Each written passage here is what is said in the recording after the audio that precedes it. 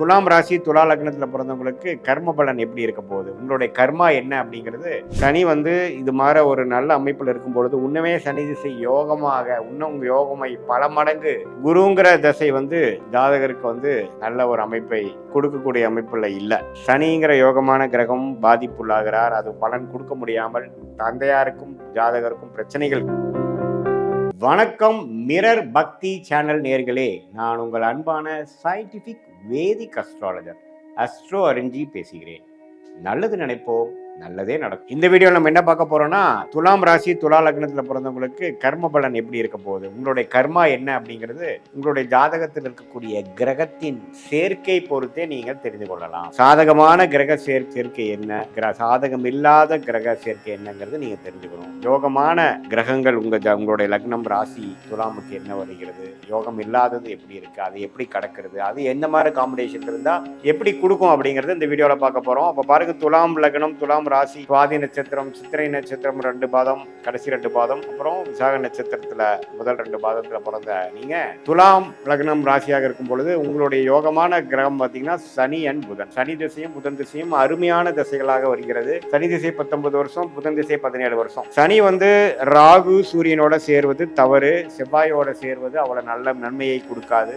ஆனா குருவோட சேர்ந்து குரு பார்வை பெறுவது அல்லது சுக்கரனோட சேர்ந்து இருக்கிறது, பௌர்ணமி சந்திரனின் பார்வை பெறுவது, இதெல்லாம் அற்புதம். கேதுவோட சேருவதும் நல்ல ஒரு விஷயம். சனி இது மாதிரி ஒரு நல்ல அமைப்புல இருக்கும் பொழுது உண்மையே சனி திசை யோகமாக இன்னும் யோகமை பல மடங்கு அதிகப்படுத்தி கொடுக்குங்கிறத நம்ம புரிஞ்சுக்கணும். அதே மாதிரி புதன்கிற கிரகம் குருவால் திட்பலம் பெற்று பௌர்ணமி சந்திரன் பார்வையில பெற்று அதே சமயத்தில் சுக்கரனோட சேர்ந்து இருக்கும் பொழுது அற்புதமான ராஜயோக பலன்களை துலாம் லக்னம் துலாம் ராசிக்காரர்களுக்கு கொடுப்பார். புதன் செவ்வாயோட சேர்ந்திருந்து ராகுவோட ஒரு 15 டிகிரி 10 டிகிரி சேர்ந்திருந்தா கொஞ்சம் அதோட காரத்துவமாகிய படிப்பு சார்ந்த விஷயங்கள், தந்தையார் விஷயங்கள், நல்ல பேச்சு திறமை, டாக்குமெண்ட் ரிலேட்டடான விஷயங்கள், ஐடி சாஃப்ட்வேர், இது மாதிரி விஷயத்துலாம் கொஞ்சம் பாதிப்பு வரும். ஆனா ஓரளவுக்கு யோகமாக இருக்கும் பொழுது அந்த துறையில நல்லா மேல வரக்கூடிய டெவலப் ஆகக்கூடிய அமைப்புகள் இருக்கு.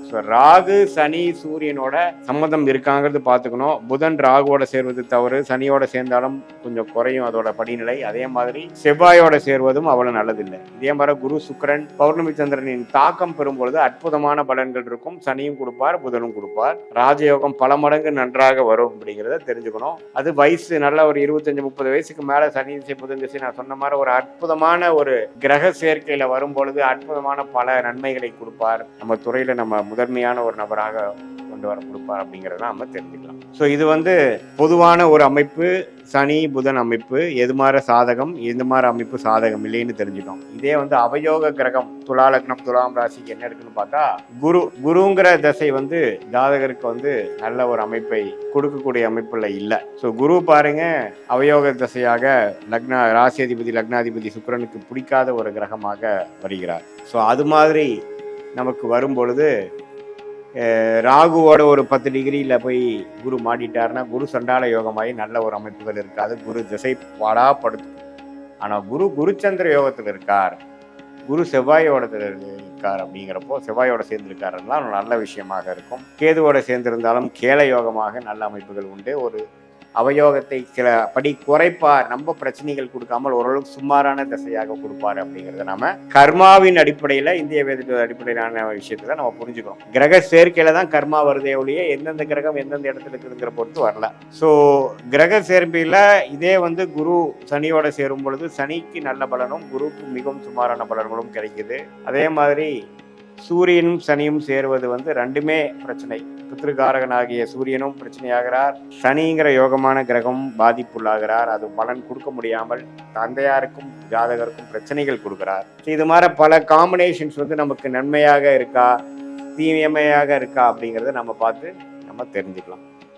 ஸோ இது ஒரு ஜென்ரலான அமைப்பு. உங்களுடைய நியூட்ரல் பிளானட்ஸ் என்று சொல்லப்படுகிற செவ்வாய், சூரியன், சந்திரன், அது மாதிரி கிரகங்கள் பார்த்தீங்கன்னா ஒரு சுமாரான பலன்கள் கொடுக்கும். அவர் கொஞ்சம் நல்ல சேர்க்கையில் இருக்கும் பொழுது நல்ல பலன்களாகவும் உன்னமே பாதிப்புள்ளான இது மாதிரி அவயோக காம்பினேஷன் இருக்கும் பொழுது உன்னமே பாதிப்புகளை கொடுக்குங்கிறத நீங்கள் தெரிஞ்சுக்கங்க. அது என்ன பாதிப்பு என்னங்கிறதுலாம் ஒரு தனி வீடியோவில் நம்ம பார்க்கலாம். ஸோ இது வந்து ஒரு பொதுவான பலன்களை தவிர உங்களுடைய ஜென்ம ஜாதகத்தில் பிறந்த தேதி, பிறந்த நேரம், பிறந்த ஊரை வைத்து உங்களுடைய திருக்கணித பஞ்சாங்கத்தில் நம்ம ஜாதகத்தை போட்டு அது பிரகாரம் எப்படி வரக்கூடிய பலாபலன்கள்லாம் எப்படி இருக்குங்கிறது நம்ம டீட்டெயில்டாக பார்க்கும் பொழுது உன்னமே அடுத்து வரக்கூடிய காலகட்டங்கள் எப்படி இருக்கு, எந்த நேரத்தில் வேலை கிடைக்கும், எந்த நேரத்தில் வேலை மாற்றம், எந்த நேரத்தில் தொழில் அமைப்போம், எந்த நேரத்தில் வெளிநாடு போவோம், குழந்தை பேரு, கல்யாணம், எல்லா விஷயங்களும் வாழ்க்கைக்கு வேணுங்கிற அன்றாட எல்லா முக்கியமான டெசிஷன்ஸும் எடுக்கக்கூடிய அமைப்புகளாக நமக்கு கண்டிப்பாக இந்த சயின்டிஃபிக் வேதிக் அஸ்ட்ராலஜி முறையில் உங்களுடைய கிரகங்கள் ஒன்று எவ்வளோ அமைப்பு எவ்வளோ டிகிரியில் சேர்ந்துருக்கு, கிரக சேர்க்கை எப்படி, யாருக்கு யார் ஒன்று பார்த்துக்கிறாங்க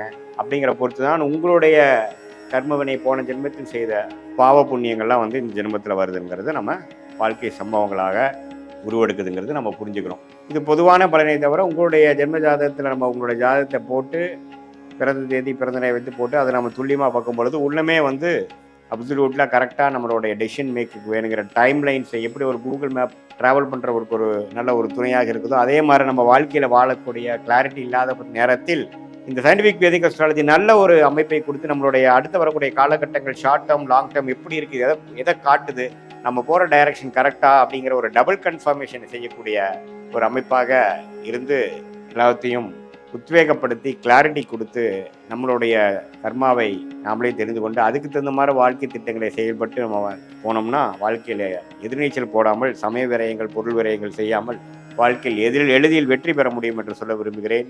மீண்டும் மற்றொரு காணொலியில் சந்திப்போம். நன்றி, வணக்கம்.